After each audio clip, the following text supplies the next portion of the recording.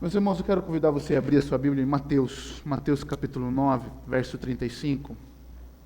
Mateus 9, verso 35 ao 38. Mateus 9, o versículo 35 ao 38. Mateus 9, versículo 35 ao 38 diz assim: E Jesus percorria todas as cidades e aldeias, ensinando nas sinagogas, pregando o evangelho do reino e curando todo tipo de doenças e enfermidades. Ao ver as multidões, Jesus se compadeceu delas, porque estavam aflitas e exaustas, como ovelhas que não têm pastor. Então Jesus disse aos seus discípulos: A seara é grande, mas os trabalhadores são poucos.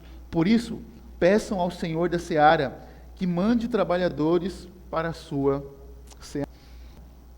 Vamos a Deus mais uma vez em oração. Senhor, nós louvamos o Teu nome e cantamos aqui, Senhor, que Tu és grande. Grande é o Senhor, ó Pai. O Senhor é grande, a seara é grande, mas o Senhor é maior do que a seara. E o Senhor é o dono da seara, ó Pai. E Deus, nós nos colocamos diante do Senhor como povo do Senhor, para clamar ao Senhor nesse momento, para que o Senhor abra os nossos olhos, para que possamos ver Cristo e nos entregarmos a Cristo e confiarmos em Cristo e obedecermos ao Senhor e Sua palavra. Ó Deus, eu peço que o Senhor tire de nós todo o esfriamento espiritual e toda a mornidão do nosso coração. Ó Deus, eu peço que o Senhor tire de nós toda a distração, Senhor Deus, nesse momento. Eu não sei como se encontra cada coração que está aqui, Pai, mas o Senhor conhece cada um deles. E o Senhor sabe aonde está o coração de cada um. Mas que nessa noite o nosso coração possa ser direcionado para o Senhor, ó Pai. E que Teu Espírito, ó Deus, fale por meio da Sua palavra. E usa-me, ó Deus, apesar de mim, ó Deus. Essa é a minha oração que faço. Em nome de Jesus. Amém. Queria começar perguntando para você: o que tira seu sono? O que faz você não dormir algumas noites da sua vida? O que tira o seu sono? O que te incomoda pela madrugada, muitas vezes, enquanto você deita na sua cama, no seu conforto, mas o seu coração está agitado? A outra pergunta que eu quero fazer para você é: o que te motiva a viver? O que motiva você a viver? O que motiva você a acordar cedo, num dia como hoje, e você a viver? O que motiva você? O que motiva você a viver? Quais são as suas motivações? As perguntas, quais são os seus objetivos?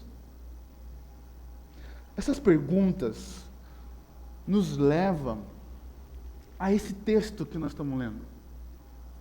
Quando nós olhamos o Evangelho, os Evangelhos que foram escritos, né, os evangelistas escreveram para falar da vida de Jesus e mostrar o que motivou a vida de Jesus, a vinda de Jesus a essa terra e o que motivou Jesus a viver. O que motivou a Jesus a viver foi cumprir o propósito de Deus aqui nessa terra. O verso 35 ao 38, ele está funcionando como uma transição. Quando nós olhamos o verso 35 e até o verso 38, é como se estivesse sendo fechado uns capítulos anteriores, tudo aquilo que Jesus estava falando. Mateus está narrando aqui a história e a vida de Jesus, e nós já estudamos esse livro, um pedaço desse livro pelo menos, e nós percebemos que Mateus está escrevendo esse evangelho para os judeus. E é interessante que Mateus, ele começa esse evangelho com a genealogia de Jesus. Porque Mateus quer mostrar para os judeus que Jesus é o filho de Davi, o rei que veio salvar. Mas agora, nesses versículos que nós estamos lendo, o versículo 35 ao 38, nós vemos o evangelista Mateus narrando e dizendo que Jesus percorria todas as cidades e aldeias, ensinando nas sinagogas e pregando o evangelho do reino e curando todo tipo de doenças e enfermidades. Se nós fôssemos resumir o ensino desse versículo, a ideia desses versículos, nós poderíamos colocar da seguinte maneira: para trabalhar na seara do Senhor, é necessário ter compaixão ao Senhor que envie mais trabalhadores para a sua seara. Nós vemos então Jesus percorrendo todas as cidades, todas as aldeias, e Jesus parando diante da multidão. Você consegue perceber? Olhar para esse texto e tentar imaginar Jesus nesse momento, há 2000 anos atrás. Porque o verso 36 diz que Jesus, ao ver as multidões, Jesus olha para as multidões. E Jesus sente compaixão, Jesus se compadece delas. Então o primeiro ponto que nós vamos observar é a compaixão de Jesus pelas multidões. Então, o verso 35, Mateus está fazendo um resumo das ações de Jesus e como ele estava andando em todos os lugares pregando o evangelho. E esse verso está servindo como uma transição para o próximo discurso que vai iniciar no capítulo 10. Mateus, ele funciona da seguinte maneira: Mateus, ele tem 5 discursos. 5 discursos. O primeiro discurso, ele começa no capítulo 5 e termina no capítulo 7. E depois ele vai começar agora o outro discurso. E nós percebemos que Mateus está conectado com o Pentateuco. 5 discursos, 5 livros, a lei de Deus. Então Mateus está enfaticamente mostrando como Cristo é o Senhor, que toda a lei falou sobre Cristo Jesus. Então você percebe que Jesus ia por todos os lugares pregando o evangelho do reino de Deus. Olha o verso 35. Jesus percorria todas as cidades e aldeias, ensinando nas sinagogas. Jesus todo o evangelho do reino e curando todo tipo de doenças. Então, para Jesus, todos os lugares que tinham pessoas eram lugares que ele deveria estar. Seja nas cidades, seja nas aldeias ou nas sinagogas. Jesus pregou em todos os lugares. Jesus anunciou o evangelho em todos os lugares. E nós precisamos anunciar o evangelho em todos os lugares. Nós não podemos escolher aonde nós queremos pregar. Porque Jesus não faz acepção de pessoas. Ele não escolheu pregar somente para os ricos, ou somente para os pobres, ou talvez somente para os religiosos. Mas Jesus pregou a todas as pessoas, em todos os lugares. O evangelista Mateus deixa claro em dizer que ele percorria todas as cidades. E não só algumas cidades, mas todas as cidades Jesus estava percorrendo. Então o texto diz que ele percorreu todas as cidades e aldeias. Jesus percorreu todas as cidades e aldeias com um único propósito. E o propósito é a pregação do evangelho para as pessoas que viviam nessas localidades. Nessa viagem, conversando com o Jean, ele contou uma história que nesse rio Macauã, há pouco tempo, há meses atrás, do lugar que nós estávamos, mais 3 dias andando de barco, ele alcançou as últimas famílias desse rio. E ele falou do evangelho para essas pessoas, em todos os lugares. Um povoadinho, longe daqui, sem luz, sem nada, mas a grande luz chegou lá, através de um homem corajoso, que, entende, meus irmãos? Para o Evangelho. Entende, meus irmãos? Nós precisamos pregar o Evangelho em todos os lugares, em todas as pessoas, para todas as pessoas, independente se é na grande cidade, em Rio Branco, se é numa aldeia pequena, se é numa comunidade de ribeirinhos, nós precisamos ir pregar o Evangelho. E veja a motivação de Cristo Jesus. No verso 36, Jesus se compadeceu das multidões que estavam como ovelhas. Ao ver as multidões, Jesus se compadece delas, porque estavam aflitas e exaustas como ovelhas que não têm pastor. Então Jesus olha para as multidões. Você percebe? Você já passou diante de uma multidão de gente? O que você vê muitas vezes? Apenas um aglomerado de pessoas. E se você estiver de carro atrapalhando o seu caminho, você fica irritado com aquele aglomerado de pessoas que estão ali. Mas Jesus não enxerga dessa forma. Jesus não enxerga as multidões como apenas de aglomerado de pessoas. Jesus enxerga as pessoas. Jesus enxerga as pessoas com seus fardos, com seus pecados, com as suas dificuldades. Porque para Jesus, meus irmãos, para Jesus não existe rótulo. Nós gostamos, muitas vezes, de rotular as pessoas. Nós gostamos de colocar rótulo. Aquele é um drogado, aquela é uma prostituta, aquele é um traficante, aquele é isso, aquele é aquilo. Isso não quer dizer que Jesus não olha para o pecado. Jesus olha sim para o pecado, mas Jesus não rotula as pessoas. Jesus olha para a alma das pessoas, porque é exatamente isso que está acontecendo aqui. Jesus vê as multidões e elas estavam aflitas e exaustas como ovelhas que não têm pastor. Talvez ali tinha prostitutas nessas multidões, tinha drogados.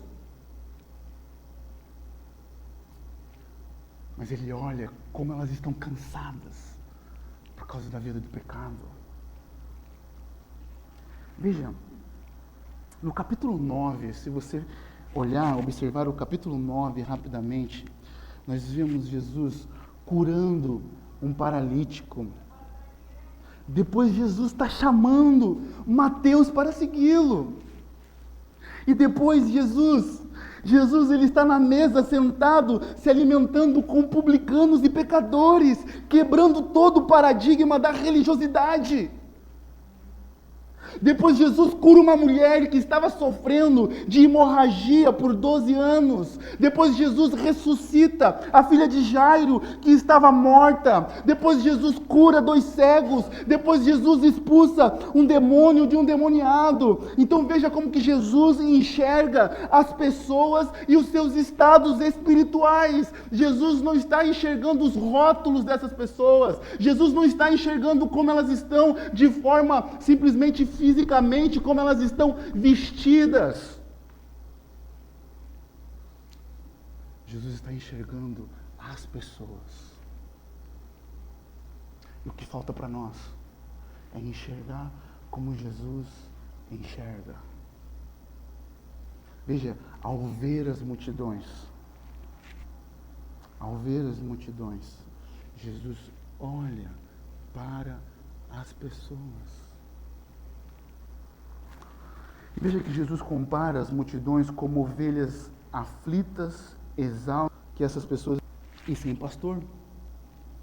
Quando Jesus está dizendo que essas pessoas estavam aflitas, exaustas e sem pastor, Jesus está fazendo uma referência a Ezequiel 34, onde ele fala dos pastores infiéis, que eles deveriam pastorear o povo de Deus, mas eles não estavam pastoreando.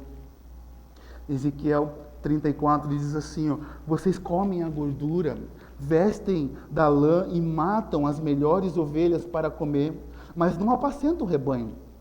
Vocês não fortaleceram as fracas, não curaram as doentes, não enfaixaram as quebradas, não trouxeram de volta as desgarradas, e não buscaram as perdidas, mas dominam sobre elas com força e tirania. Assim elas se espalharam por não haver pastor, e se tornaram pastos por todos os animais selvagens. As minhas ovelhas andam desgarradas por todos os montes e por todas as colinas. As minhas ovelhas andam espalhadas por toda a terra, sem haver quem as procure, ou quem as busque.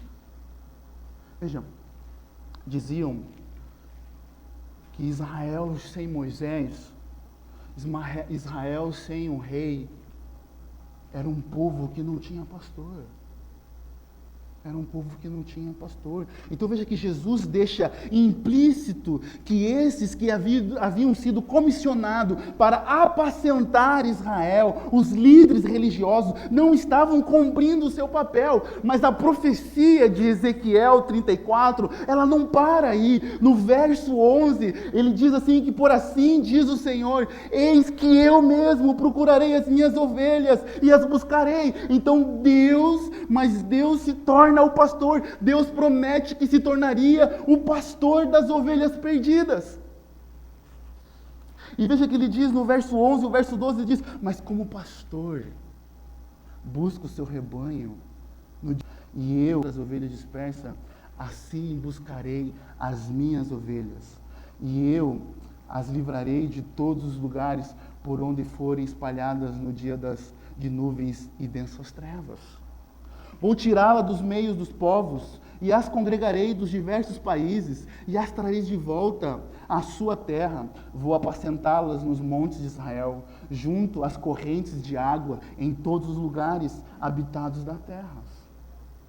Vejam, as ovelhas perdidas estavam espalhadas e perdidas, por causa que não tinha pastor.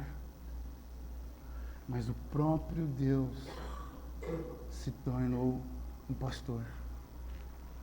O próprio Deus se tornou um pastor. O que um pastor faz? Né? O que um pastor faz? O pastor, ele alimenta as ovelhas. O pastor, ele pega as ovelhas, ele cura as ovelhas, aquelas que estão com feridas, trata, passa o óleo. O pastor, ele vai atrás de volta das ovelhas esgarradas, e rebanha, e junta, e cuida. E é exatamente isso que Jesus veio fazer.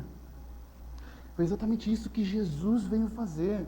Ele veio alimentar a nossa alma, Ele veio curar as nossas feridas, Ele veio buscar as ovelhas perdidas. O Supremo Pastor veio procurar as ovelhas, e agora Ele está olhando para elas e enxergando as suas almas. Jesus está olhando para você nesse momento. Você consegue perceber aqui nesse versículo que Jesus vê as pessoas, Jesus enxerga as pessoas como elas estavam aflitas e exaustas.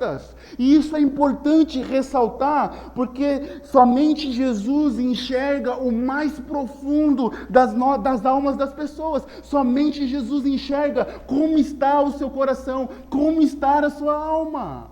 E foi exatamente isso que Jesus veio fazer. Jesus não está enxergando qualquer coisa. Ele está olhando para algo muito mais além do que uma cura física. Jesus está olhando para os enfáticos, para a alma. Vejam, o verso 36, Jesus é enfático em dizer: porque estavam aflitas e exaustas como ovelhas que não têm pastor. O bom e verdadeiro pastor está olhando para a multidão, está tendo compaixão por elas. O bom pastor dá a vida pelas ovelhas.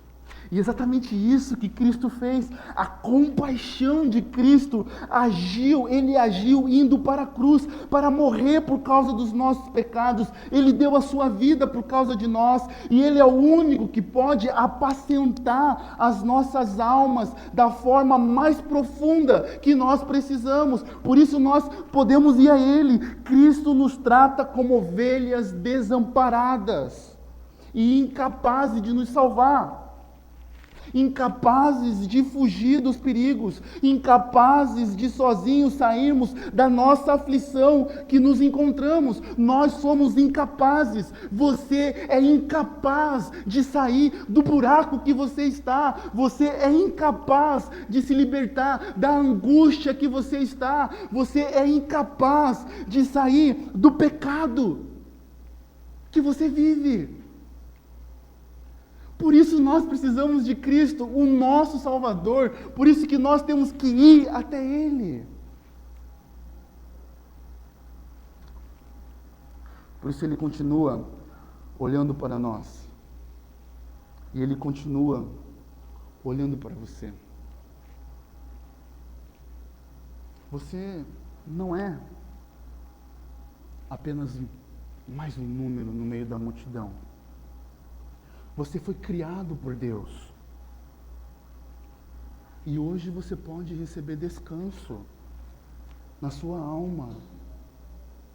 Se você ir hoje, se você vir até Cristo, hoje você pode receber descanso na sua alma. E se você continuar confiando em Cristo, você recebe descanso para o seu coração. Eu não sei o que te aflige até aqui, mas uma coisa é certa: o Senhor tem compaixão de você. O Senhor ama você. E Ele amou você de forma sacrificialmente.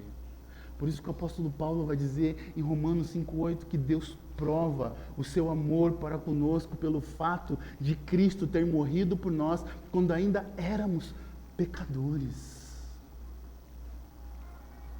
Jesus é o único capaz de olhar para todas as almas dessa multidão e desse mundo e dar o verdadeiro descanso. As almas aflitas. Já parou para pensar? Já ficou do lado de pessoas aflitas, exaustas, cansadas? Pensa agora que Jesus olha para todos nós, cansados, aflitos do nosso dia a dia, dos nossos pecados. Quantas vezes você está tentando vencer o seu pecado, mas você vive caindo no pecado? Você está cansado, porque o pecado promete uma falsa ilusão, igual os políticos que nós temos. O pecado faz isso, promete, promete, promete, e não cumpre aquilo que promete. Você vive cansado. Mas Jesus, com compaixão, com amor, chama você. Ele olha para você no paixão, ele está no estado de pecado que você está vivendo agora, e com compaixão ele olha para você e chama você, mesmo você cansado, exausto, aflito, ele chama e lhe dá descanso. Por quê? Porque ele é o bom pastor, ele é o verdadeiro pastor, ele é o supremo pastor, ele é aonde nós vamos encontrar o verdadeiro descanso, porque a cruz de Cristo nos possibilita a ter o verdadeiro descanso. Então você vê que Jesus olha para as multidões como ovelhas que não têm pastor. E Ele continua olhando para nós. Ele continua olhando para esse mundo perdido. O mundo perdido que nós vivemos. Agora, o verso 37, você vai perceber que Jesus, ele muda a figura. Jesus ele nos coloca como ovelhas frágeis, cansadas, aflitas, exaustas, precisando de um pastor. Agora ele muda a figura e muda de metáfora de ovelhas, ele muda para a colheita. Então, no verso 37, Jesus diz: a seara é grande, mas os trabalhadores são poucos. Então ele está dizendo que a seara aqui se reflete ao campo do cultivo, né, que pode ser cereais, trigo ou cevadas. Então Jesus começa dizendo que a seara é grande. E a pergunta que fica para nós é uma pergunta simples de responder: que tamanho é essa seara?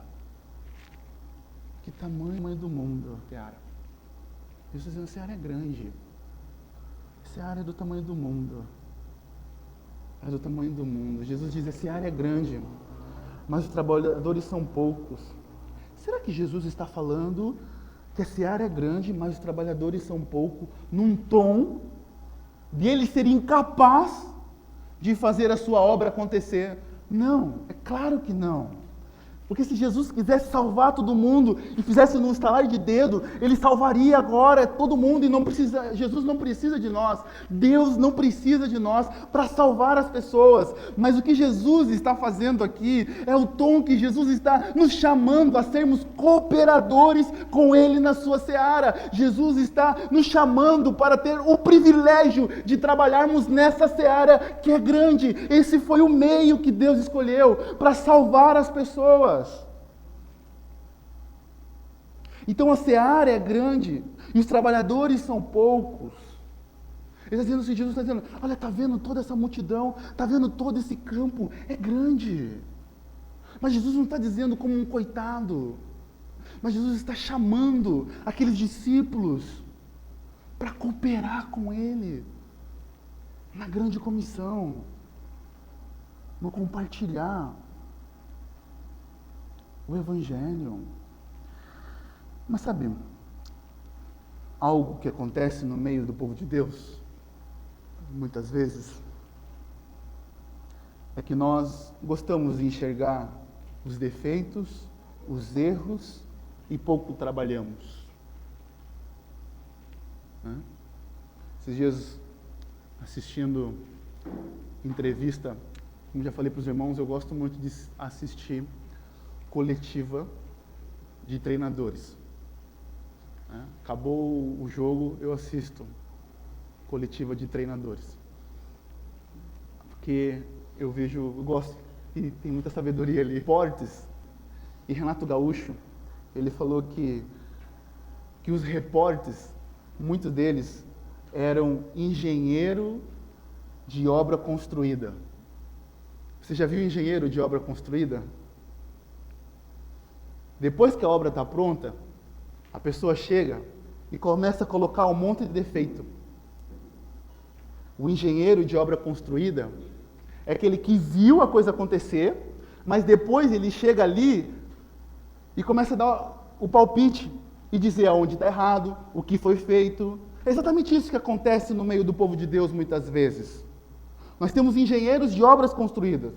Pessoas que não arregaçam suas mangas e não vão ao trabalho, mas depois que aqueles que se colocam à disposição de fazer, começam a enxergar os defeitos, começam a enxergar os problemas, começam a enxergar tudo que está errado. Esses são os engenheiros das obras construídas. Que não trabalharam, que não pensaram, que não ajudaram, mas depois de pronto, eles estão preparados para apontar os defeitos, os erros. Mas o texto chamado para nós é que você deve ser um trabalhador na obra do Senhor. Você deve contribuir, você deve estar junto, contribuindo nessa grande seara. E não de ser um engenheiro de obra construída. Não. De apenas enxergar os defeitos. Olha, o pastor está fazendo errado. Olha, o irmão fulano de tal não deveria fazer assim. Não. Nós precisamos, mesmo que muitas vezes as coisas não estão indo no caminho correto, mas nós precisamos ser encorajadores. Pessoas estão fazendo discípulos, nós precisamos encorajar, orar, buscar, ajudar. Como é que nós podemos ajudar nessa missão? Porque Jesus está dizendo, a seara é grande, mas os trabalhadores devemos ser poucos. Então veja, meus irmãos, nós não devemos ser engenheiros de obras construídas. Nós devemos ser engenheiros com a mão na obra, trabalhando. E se está errado, nós vamos mudar a rota e vamos fazer o que é certo. O que é certo. Eu gostei muito dessa ilustração do Renato Gaúcho. Então, meus irmãos, nós precisamos arregaçar as nossas mangas e trabalhar.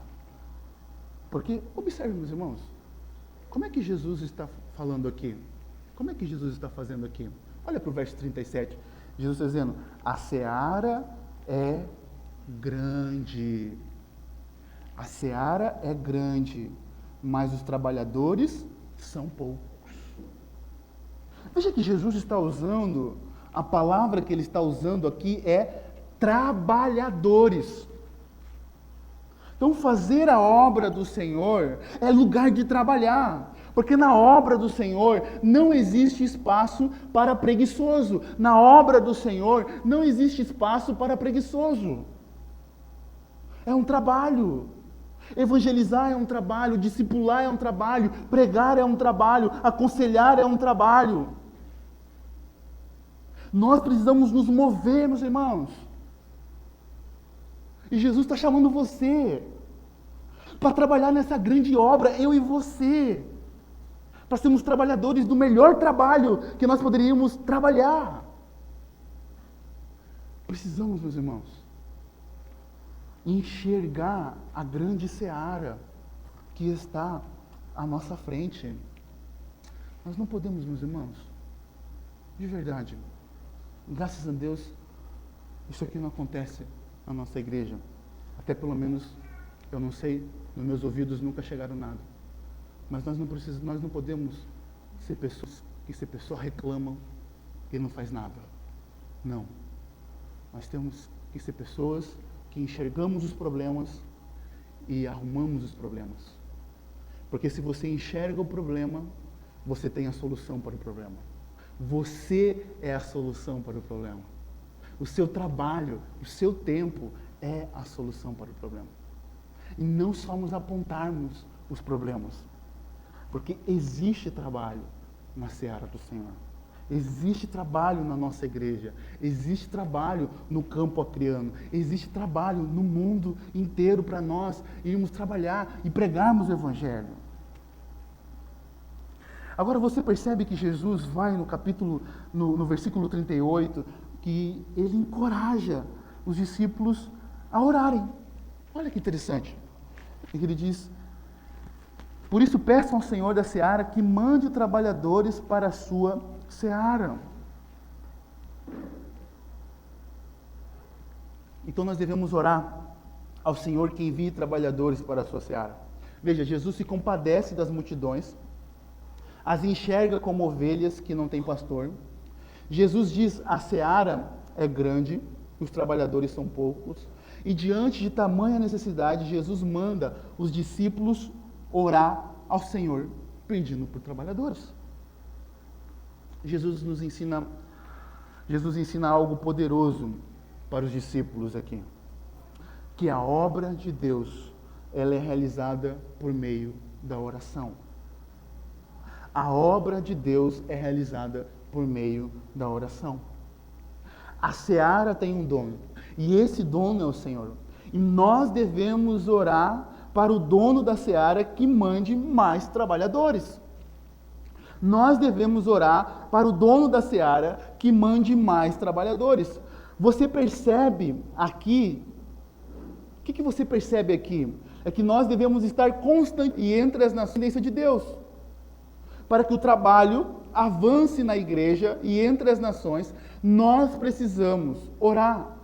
E nós não precisamos ajudar Deus, meus irmãos. Nós não precisamos ajudar Deus para avançar na sua obra. O que é ajudar Deus para avançar na sua obra? Ajudar Deus para avançar na sua obra é nós acharmos que as nossas estratégias, a nossa forma de trabalhar é a melhor. Não são as nossas estratégias, e sim a estratégia de Deus. E a estratégia de Deus é a oração por mais trabalhadores. A estratégia de Deus é que nós devemos orar por mais trabalhadores. Essa é a forma que Deus escolheu para espalhar a sua glória. Nós devemos viver em constante oração por mais trabalhadores, mais pessoas que se envolvam na sua obra. E a pergunta que eu faço para você: você é um discípulo de Cristo Jesus, você é um trabalhador e você está trabalhando na obra do Senhor. Isso é um privilégio, meus irmãos. É um privilégio. E veja que Jesus está dizendo para os discípulos, olha o início do verso 38. Por isso, peçam ao Senhor da seara. Por isso, peçam ao Senhor da seara. Nós devemos pedir ao Senhor, pois tudo que pedimos de acordo com a sua vontade, Ele nos ouve. E é interessante que no capítulo 7 e no verso 7 e o verso 8, Jesus está ensinando sobre oração, sobre sermos perseverantes na oração, e começa com a mesma palavra. Se você for olhar lá no capítulo 7 de Mateus, e no versículo 7 começa com a mesma palavra, e diz, peçam e lhes será dado, busquem e acharão, bate todo o que porta e será aberta para vocês.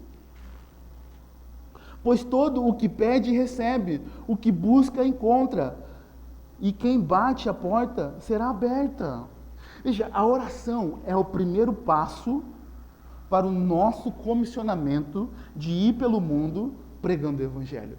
A oração é o primeiro passo para o nosso comissionamento de ir para o mundo pregando o Evangelho. É o primeiro movimento que deve existir em nossa vida, deve ser a oração. O primeiro movimento. Os discípulos pedem a Jesus, nos ensina a orar, e nós precisamos aprender a orar, e nós precisamos orar pela seara. Então, esse deve ser o primeiro movimento que deve existir na nossa vida. O primeiro movimento que deve existir na nossa vida é nós estarmos em constante oração, buscando a presença de Deus e buscando apresentar os campos, a seara do Senhor. E por que a oração deve ser o primeiro movimento que deve existir? Por quê? Porque mostra a dependência de Deus? Sim, mostra a dependência de Deus. Mas a oração deve ser a nossa primeira ação, porque nos leva a nos satisfazer em Deus, em sua vontade. A oração, ela deve ser o nosso primeiro movimento, porque nos leva a satisfazer em Deus e na sua vontade. A oração revela necessidades, e a necessidade que Jesus está apresentando aqui é que a seara é grande, mas poucos são os trabalhadores. E quando você passa a orar conforme Cristo nos ordenou, veremos o que Ele viu, os nossos olhos se abrirão para o verdadeiro trabalho que devemos. Vejamos a nossa vida, sentiremos o que Ele sentiu, faremos o que Ele fez. Vejamos, irmãos, quando nós nos passamos a orar conforme Cristo nos ordenou, nós começamos a enxergar as coisas como Ele vê, nós passamos a sentir o que Ele sente, nós passamos a amar as pessoas como Ele ama, porque não é natural do homem, do coração do homem, ter compaixão das pessoas, não é natural do homem ter compaixão dos seus próprios inimigos, não. Então por isso nós precisamos orar ao Senhor, por isso nós precisamos estar em constante oração, porque a oração nos faz enxergar a necessidade, a oração nos faz agir. John Piper, quando escreve seu livro Não Jogue a Sua Vida Fora, tem uma frase que diz: somente uma vida logo passará. Só o que é feito para Cristo durará. Somente uma vida logo passará. Só o que é feito para Cristo durará. Por isso nós precisamos de oração. A sua vida está passando. Ontem você tinha 10 anos. Hoje você tem 20 anos. Ontem você tinha 20 anos. Hoje você tem 40 anos. A sua vida está passando, mas somente aquilo que você faz por Cristo, isso durará para sempre. Por isso nós precisamos orar, porque quando nós oramos essa oração, Deus ouve e Deus responde. E sabe qual é a forma que Deus responde essa oração? Quando nós oramos pela seara, enviando você, chamando você, porque é exatamente isso que acontece. Jesus está encorajando os discípulos a orar por mais obreiros. Nós olhamos para o capítulo 10 de Mateus, Jesus está enviando os mesmos discípulos para a sua seara. É exatamente isso, quando nós oramos para que o Senhor envie mais obreiros, então Jesus começa a levantar você e enviar você para o seu trabalho, e enviar você para a sua escola, e enviar você para o seu vizinho, e enviar você até os confins do mundo, porque quando nós oramos por mais obreiros, Deus coloca em nosso coração a necessidade de ganharmos os perdidos e de espalharmos a glória do Senhor. E esse é o maior privilégio que podemos ter em nossas vidas, de fazer parte daquilo que Deus está fazendo no mundo. Meu irmão, minha irmã, se você só fica sentado no banco da igreja, se você não se move entre os irmãos, em discipularmos uns aos outros, em pregarmos o Evangelho, você está fora do plano de Deus, você está fora daquilo que Deus está fazendo no mundo, porque Deus está trabalhando. E Deus quer. Ele quer que você se envolva no seu trabalho, no trabalho dele. Deus multiplicará a nossa vida ao participarmos da grande seara, que está pronta para a colheita. O próprio Jesus, em João capítulo 4, verso 35, diz: vocês não dizem que ainda faltam 4 meses até a colheita? Eu, porém, lhes digo, levante os olhos e vejam os campos, pois estão maduros para colheita. Mas irmão, sabe o que falta para nós? Nós levantarmos os nossos olhos. Nós precisamos levantar os nossos olhos e olhar para os campos, e ir a esses campos. Você precisa ir no seu vizinho. Eu preciso ir no meu vizinho. Em todo. Você precisa pregar o Evangelho em todos os lugares, cidades, aldeias, em todas as pessoas. Existem pessoas na sua casa, na sua família, que não conhecem o Senhor Jesus. Você é um discípulo de Cristo? Você é um discípulo de Cristo? Você é um seguidor de Cristo? Porque a palavra de discípulo é isso. Você está seguindo a Cristo. Então você deve ser um que deve estar trabalhando na seara do Senhor. As obras de Jesus devem se tornar as suas obras. As obras de Jesus devem se tornar as suas obras, os seus anseios, a compaixão que Jesus sentiu pelas multidões é o que você deve sentir pelas pessoas. Porque isso glorifica a Deus, traz glória ao Senhor. Então comece hoje a orar pela seara, por mais trabalhadores. E pode ter certeza que Deus vai te incomodar, que Deus vai te capacitar, que Deus vai enviar você. Porque sem oração, nós não conseguimos trabalhar na obra do Senhor. Então, a compaixão de Jesus. Jesus tem compaixão de nós. Nós estávamos perdidos. E Jesus continua tendo compaixão dos perdidos.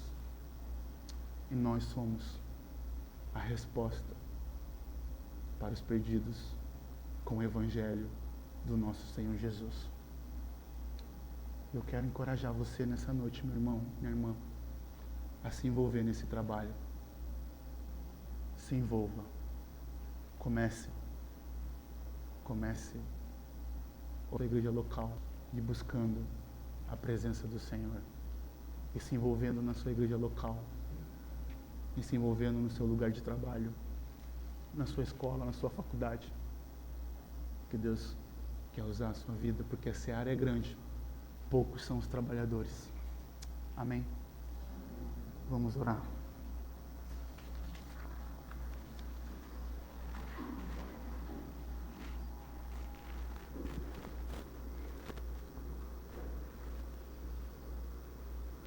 Senhor nosso Deus, nosso Pai, nós estamos aqui diante do Senhor, porque a seara, ó Deus, é grande, os trabalhadores são poucos, ó Pai, mas eu peço, ó Deus, ao Senhor da seara, que envie mais trabalhadores, ó Pai. Eu peço, ó Deus, ao Senhor da seara, que levante-nos, ó Deus, aqui como igreja, como trabalhadores do Senhor, ó Deus, para sermos enviados, ó Deus, aos nossos vizinhos, para sermos enviados, ó Deus, aos nossos trabalhos, estudos, ó Deus, para proclamar o Teu Evangelho, para anunciar a Sua verdade, ó Deus, a Sua palavra. Senhor, eu peço a Ti, que a mesma compaixão, ó Deus, que Cristo Jesus, quando viu as multidões, ó Deus, sentiu, que o Senhor coloque em nossos corações, que o Senhor nos ajude, ó Pai querido, a termos compaixão, Senhor Deus, porque isso traz glória ao Teu nome, ó Pai.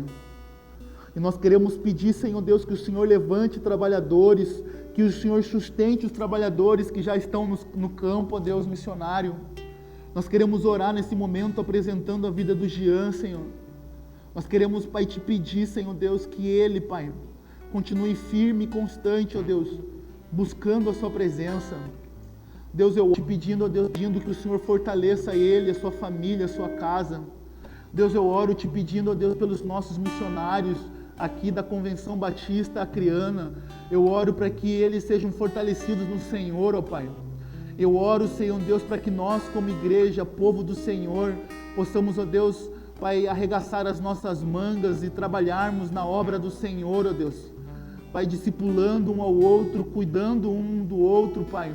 Eu oro Te pedindo, Senhor Deus, que o Senhor nos mobilize, que Teu Espírito Santo, ó Deus, nos incomode. Abra os nossos olhos, ó Deus, para que venhamos sair, ó Deus, da nossa comodidade, ó Deus, do nosso conforto. Senhor Deus, Pai, em nome de Jesus, eu Te peço que o Senhor continue, ó Deus, movendo os nossos corações, ó Deus, para que possamos, ó Deus, glorificar o Teu nome por onde nós andarmos, ó Pai. Nos ajuda, Senhor Deus, é o que eu oro e eu peço, Senhor Deus, a Ti. É essa a minha oração que faço em nome de Jesus. Amém, Senhor.